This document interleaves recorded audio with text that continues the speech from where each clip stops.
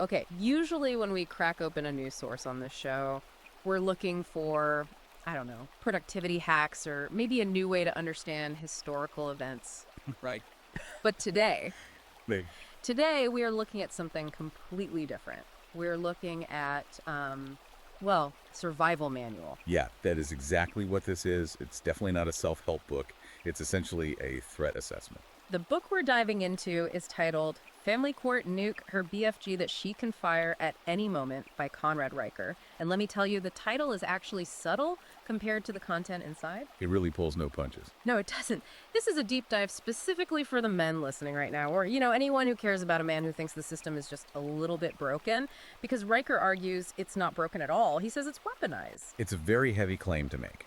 Riker's core thesis is that the modern legal system has essentially handed one specific demographic a button, and they can push this button to incinerate another person's life instantly. Just completely wiped them out. Right. No trial, no evidence, just boom, everything is gone. Before we even get to the BFG, and we absolutely will explain what that big effing gun actually is in a minute, I need to ask you to do something right now. Pause this if you have to. Smash that like and subscribe button. Seriously, do it. The algorithm hates this kind of content. It suppresses it. If you want this vital information to actually reach the guys in the manosphere who need to hear it before it's too late, you have to help us boost the signal. It's so important because what we're discussing today is technically available out there in the public, but it's buried under mountains of legal jargon and bureaucracy. Riker basically digs it all out for you. And just to set the ground rules here, we are unpacking some highly charged political and social concepts today. Left wing, right wing, you name it. We are not taking sides or endorsing the viewpoints. Exactly. We're just impartially reporting on the historical and legal claims Riker makes in his book so you can understand the arguments. So let's set the stage. We're talking about a nuke, a BFG. What does Riker actually mean by that? Is he just being dramatic to sell books? He argues he's being literal, well, metaphorically speaking. The BFG represents the unilateral power a woman has in the modern family court system to destroy a man's life with a single allegation. Like a false accusation. Right. It could be a claim of abuse, a sudden request for a restraining order, or an anonymous call to Child Protective Services. Riker's point is that the exact moment that trigger is pulled, the man is effectively dead in the eyes of the system. His life just stops. His finances are frozen, his reputation is completely ruined, and his access to his children is severed. Instantly. And this is without any proof. Without a single shred of it. And that's what we really need to unpack today. How did we get to a place where innocent until proven guilty essentially doesn't apply to half the population? It's wild. And look, we are going to go deep today, but this book is dense. It covers history, clinical psychology, and some really complex financial law. Very complex. So open a new tab right now. Go to Amazon Kindle or Google Play Books and buy Family Court Nuke Her BFG That She Can Fire at Any Moment. You need to have the full text as a reference because, frankly, our time here is not enough to cover the entire legal arsenal Riker lays out. Think of this deep dive as your initial briefing. The book is the actual tactical manual you take into the field. Okay, let's walk through this step by step. Imagine a guy, let's just call him Dave. Dave is a normal guy, works hard, loves his kids. He gets into a bad argument with his wife. Voices get raised, no hitting, just shouting. According to Riker, Dave is already in the crosshairs of something called the Duluth model. Yes. Now, I've had this term thrown around in these circles, but what exactly is the Duluth model? This is critical to understand the whole system. The Duluth model is a framework for law enforcement that was developed back in the early 1980s. Before this model, police officers basically used their own judgment when responding to domestic calls. They assess the actual situation in front of them. Right. But the Duluth model completely changed police training across the board. It explicitly frames domestic violence not as a relationship issue, but as a result of patriarchal terrorism. Patriarchal terrorism? That sounds incredibly specific and ideological. It is. The underlying theory is that violence in the home is purely a tool that men use to maintain power and control over women. Therefore, in any domestic conflict, the primary aggressor is almost always assumed to be the male, simply because he is the one who holds the patriarchal power. Wait, hold on. So if the police show up, and let's say the wife is clearly the one who is throwing plates or physically hitting him, does the model account for that reality? That's the scary part Riker highlights in the text. He points directly to the training manuals. Police are often taught that if a woman is being violent, she is most likely just resisting oppression. You've got to be kidding me. So even if Dave is the one standing there with scratch marks bleeding on his face, the police are trained to arrest him because, structurally speaking, he represents the oppressor in that dynamic. That seems completely insane. Is there actual data backing this up, or is Riker just using anecdotal horror stories? No, he cites Department of Justice statistics. The data clearly shows that in domestic disputes, women initiate physical violence just as often, if not slightly more often, than men do. Wow. But when you look at the legal consequences, the arrests, the formal charges men, bear about 80 to 90% of the fallout. The system actively ignores the reality of who threw the punch and instead focuses entirely on the ideology of who has the structural power. Okay, so Dave gets arrested based on this model. He's sitting in the back of the cruiser. What happens to his house? What happens to his kids? This brings us to what Riker calls the silver bullet. That's his term for the ex parte restraining order. Ex parte. Okay, I didn't go to law school. Break that down for us. It's a Latin term meaning from one party. In practice, it means a judge can make a legally binding decision after hearing only one side of the story. Without the other person even being in the room. Exactly. So while Dave is downtown being booked, his wife can go straight to a judge, claim she feels threatened. She doesn't even need to prove he hit her, just that she's scared of him. And the judge grants the order. Just based on her feelings. Yes. And just like that, Dave is legally barred from his own property. He can't see his kids. He can't even go back to get a change of clothes for work. And he hasn't even had a trial yet. No trial at all. No defense attorney present. Just her word. Just her word and a judge's signature. Riker argues this is the true nuke. In a single afternoon, Dave is made homeless and childless by the state. And I assume getting back into his house isn't as easy as saying, hey, this was a massive misunderstanding. Not at all. Riker says it takes months, sometimes years, and tens of thousands of dollars in legal fees to undo an order that took 20 minutes to grant. And during all that time, the status quo is being established, the kids get completely used to mom being the only parent around. Which naturally leads us to custody. I think most guys intuitively assume that family courts are biased, but is there a specific legal reason for it? Or is it just an old tradition that won't die?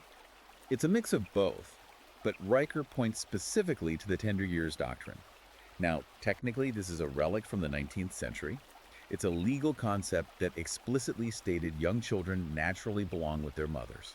But legally, that's supposed to be dead, right? We're supposed to have gender-neutral family laws now. Key word being supposed to. Riker argues the doctrine is very much alive and kicking in the subconscious of almost every family court judge in the country. He throws out a brutal statistic from the Census Bureau to prove it. Let's hear it. Mothers get primary custody 85 to 90% of the time. 90%. That's not a slight bias. That's a total monopoly. It is a monopoly. And a book details horrific cases where mothers were proven in court to be unfit. We're talking active drug addiction, documented neglect, proven abuse, and the court still sided with them. Why? How does a judge justify that? Because the system views children as essentially maternal property.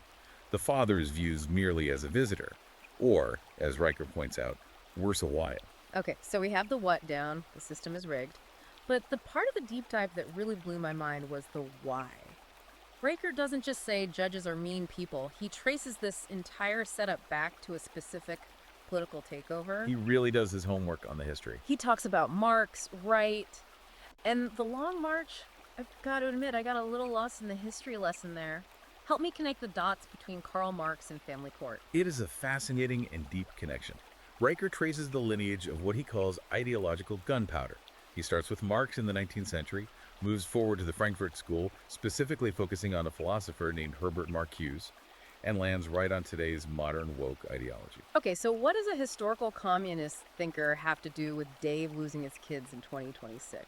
It's all about the definition of who the enemy is.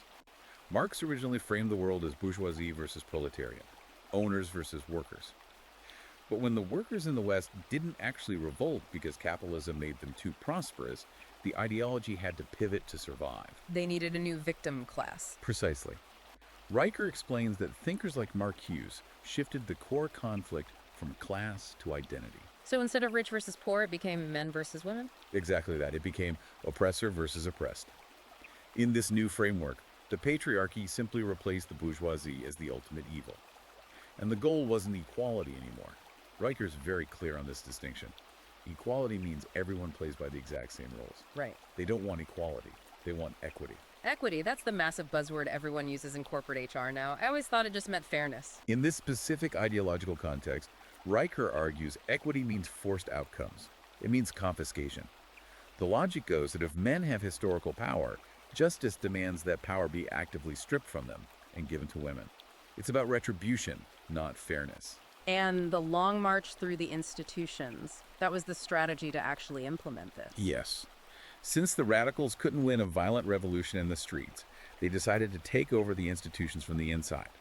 They went into the education schools, the HR departments, and most importantly, the law schools. Playing the long game. Over 50 years, they trained the judges, the lawyers, and the social workers to view the nuclear family not as the fundamental building block of society, but as a literal site of oppression that needs to be dismantled. That perfectly explains the maternal state concept the book mentions. I found that metaphor really disturbing to read. It is incredibly disturbing. Riker describes the state acting like a toxic, overbearing mother. It views its citizens, especially women and minorities, as helpless infants who simply cannot survive without government protection. And who are they constantly being protected from? The dad. The competent, masculine man. It's exactly. Riker argues the state sees the independent father as a direct rival to its own power. If a man can provide for and protect his family on his own, the family doesn't need the state. So the state has a vested interest in breaking the man to make the family dependent on government programs. He points out the massive irony in this, too. He notes that men account for 93% of workplace fatalities. Men are the ones dying in the wars. We built the roads, the bridges, the power grids. But the dominant cultural narrative is that we are the dangerous predators. It's a complete inversion of reality. And Riker links this directly to psychology. This is where he introduces the woke war machine. He argues that this entire political movement is heavily driven by actual mental illness. Yeah, he goes really hard on the psychology angle. He brings up BPD, borderline personality disorder. He does. He heavily correlates the rise of modern feminism and social justice activism with skyrocketing rates of BPD diagnoses, particularly among young liberal women. Walk us through that connection. Think about the classic clinical symptoms of BPD. You have emotional reasoning, which is the belief that I feel it, therefore it must be objectively true. You have splitting, where a person is viewed as either a perfect saint or an absolute devil with no middle ground, and a terror of abandonment that drives erratic behavior. And when you bring that exact psychology into a formal courtroom setting, It's absolutely catastrophic.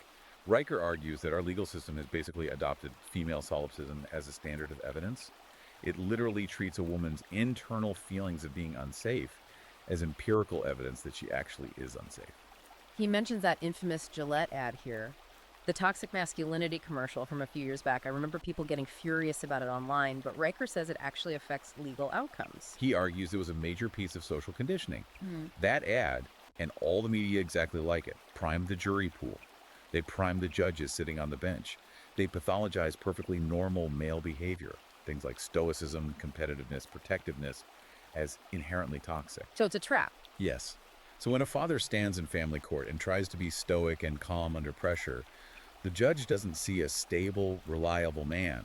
They see a toxic male who is probably hiding a massive amount of rage. It's a total lose-lose situation. If you get mad about the false allegations, you're clearly an abuser. If you stay perfectly calm, you're a calculating sociopath. Exactly.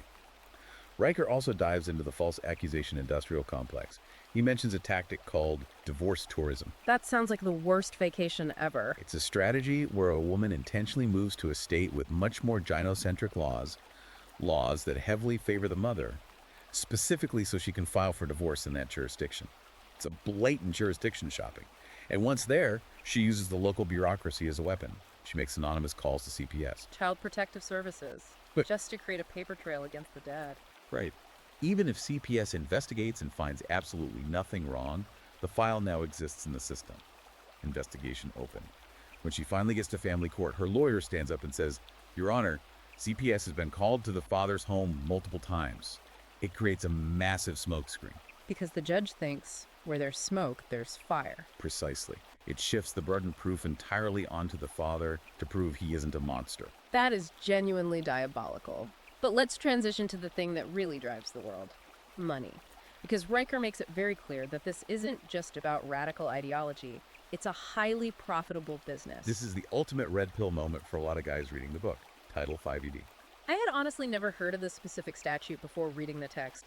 Explain Title 5ED to me like I'm 5 years old. How does the federal government actually make money off my divorce? Okay, here we go.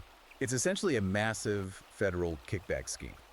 Under the Social Security Act, the federal government pays individual states a cash bonus for every single dollar of child support they manage to collect. Wait, so the state creates an agency to collect child support, and the feds pay them a commission based on their volume. Yes, and here is the perverse incentive that Riker screams about in the book.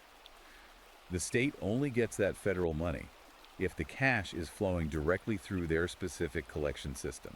Okay. If Dave and his wife stay happily married, the state gets $0. If they get a divorce, but Dave and his ex work it out, and he pays her directly from his bank account, the state gets $0. But if the state can force Dave into their system as an official payer, they unlock federal funding. So the state has a literal financial incentive to break up my family. They have a massive budgetary requirement to do it. They desperately need that revenue stream to fund their own agencies. Riker argues that fathers are no longer viewed as citizens. They are turned into financial assets. You aren't a parent anymore. You are a human ATM that the state milks to pay its own bureaucrats. And if the ATM runs out of cash, what if the guy gets laid off? That's where imputed income comes into play. This is easily the most terrifying financial concept outlined in the book. Walk us through a scenario with that. Let's say Dave, our hypothetical guy, is a software engineer. He makes $100,000 a year. But the stress of the divorce, the court dates, and the false allegations gets him fired. He's making $0. In a sane, logical world, his child support obligation would temporarily go down to 0 until he finds a new job. But in family court, the judge looks at Dave and says, well, you should be making $100,000. You have the capacity to make $100,000, so I am going to legally impute that income to you. Oh. The judge formally orders Dave to pay support based on the $100,000 salary that he doesn't even have anymore. But he literally has no money to give them. The court doesn't care. The arrears start piling up instantly with interest. And when he inevitably can't pay the state, the judge finds him in contempt of court, and Dave goes straight to jail. That is literally a debtor's prison. We're constantly told that debtor's prisons don't exist in the modern West. Riker argues they absolutely still exist. They're just exclusively reserved for fathers. He calls these tactics the financial ruin rockets. He details how the legal system systematically strips men of their pensions, their 401ks, their home equity, everything. The ultimate goal is a massive wealth transfer, taking the productive assets accumulated by the male and redistributing them to the female and the state apparatus. Okay. I can practically feel the blood pressure of every man listening to this spiking right now. It sounds completely hopeless. But the book is called a BFG, but it's also billed as a manual on how to actually survive it. Riker has an entire section called the Resistance Manual. So, what does Dave do? How does a guy actually fight back against a machine this big? Riker shifts gears here from history and theory to hard, actionable tactics. These are his reclamation protocols. The very first thing he screams at the reader is, get a binder. A binder, like a trapper-keeper for school. A literal physical binder, or a highly secure encrypted cloud drive. Riker says you must document absolutely everything in your life. Every single text message, every email, every receipt. He advises keeping a strict log of every time you pick up the kids. Just build a database on your own life. Exactly. If she is 5 minutes late for a drop-off, you write it down. If she denies you a scheduled visit, you write it down and timestamp it. Why go to that extreme level of paranoia? Because, as Riker puts it very bluntly, she will lie. And the family court will believe her lies by default, unless you have an overwhelming, undeniable mountain of timestamp proof to the contrary. He even suggests recording conversations whenever you interact with her, assuming you live in a one-party consent state where it's legal.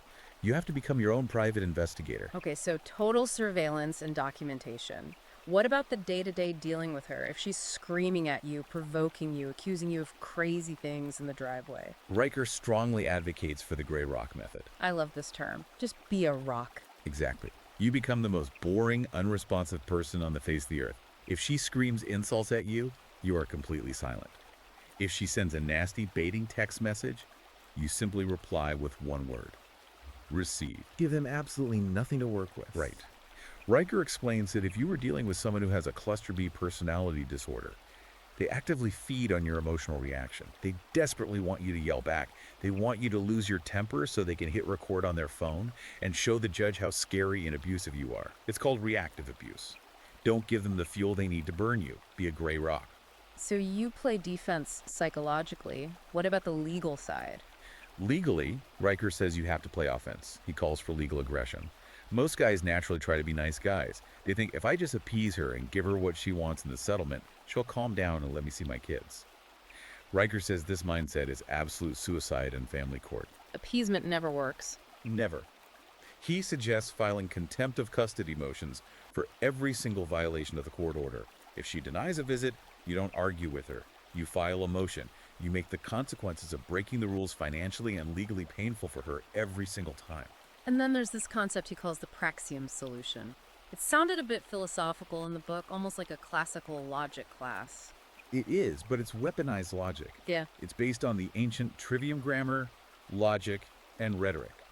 Riker's point is that the woke legal system entirely relies on word games and emotional manipulation to win.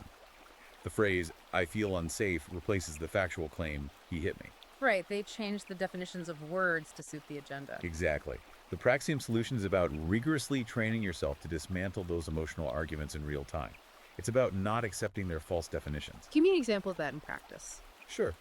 When her lawyer uses a fabricated buzzword like financial abuse, simply because you put a reasonable household budget in place, you use logic to tear that definition apart in front of the judge. You force the court to deal with objective facts, not subjective feelings. You completely refuse to play their language game. It sounds like Riker is really trying to build a new kind of man here, one who is basically a warrior scholar. That is absolutely his endgame. The final chapter of the book is heavily focused on Western restoration. Riker argues that the systematic destruction of the father is the necessary precursor to the total collapse of Western civilization.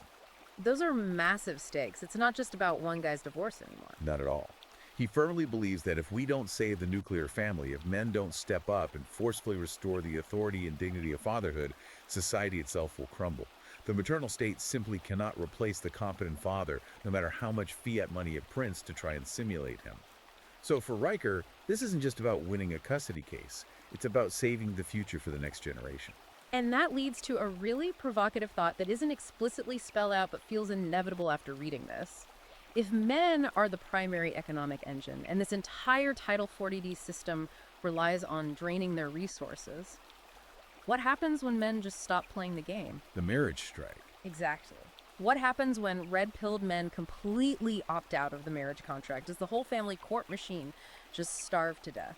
It's something you really have to wonder about as you see marriage rates plummeting. It's a fascinating question. If the host organism walks away, the parasite is in deep trouble. That is a powerful place to land. Look, we have covered the broad strokes today, the Duluth model, the Marxist history, the Title 40D kickbacks, the gray rock method, but we have left so much out. Riker goes into highly specific legal statutes, deep media analysis, and biological imperatives that we just don't have the time to unpack here. If you are a man listening to this, or if you have a son, a brother, or a friend who is stepping into the meat grinder, you absolutely cannot afford to be ignorant of these mechanics. Ignorance is exactly what allows the BFG to work so effectively. Exactly. So do yourself a favor today, open that tab, go to Amazon Kindle or Google Play Books right now, buy Family Court Nuke her BFG that she can fire at any moment. Read it, study it, put the PDF in your secure digital binder. It's hands down the best investment you can make for your own personal protection. And if you want to stay updated on the legal war for the family, you need to follow the author directly. He's highly active on Substack at Conrad Riker. He's consistently posting the kind of incisive, red-pilled content that you will never, ever find in the mainstream media. Definitely give him a follow. His updates are essential reading. All right, guys. We know for a fact the algorithm is going to try to bury this deep dive. Do not let them do it. Smash that like button, subscribe to the channel, and share this link directly with a man who needs a serious wake-up call today. Stay sharp out there. Stay sharp.